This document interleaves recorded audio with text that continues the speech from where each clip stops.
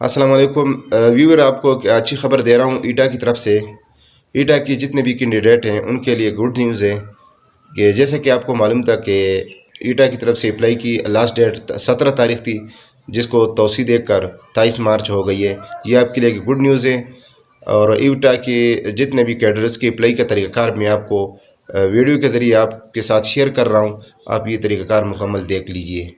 Elementary and secondary education department की post पर apply करने का मुकम्मल तरीका।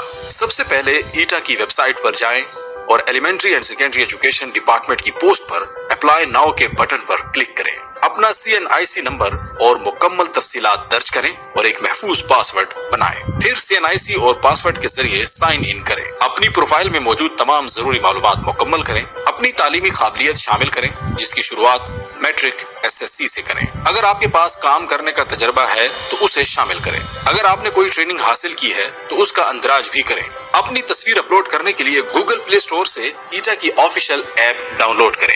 ऐप इंस्टॉल करने के बाद डैशबोर्ड पर मौजूद पीले रंग के कैमरा आइकन पर क्लिक करें और साइन इन करें। कैमरा खुलने के बाद अच्छी रोशनी में अपने चेहरे को हल्का सा ऊपर नीचे दाएं या बाएं हरकत दें, ताकि कैमरा आपके चेहरे को स्कैन कर सके। कैमरा खुद ब खुद तस्वीर लेगा, आपको तस्वीर लेने की जरूरत नहीं। जब कैमरा आपकी तस्वीर स्कैन करके दिखाए तो आपको अपलोड का ऑप्शन मिलेगा।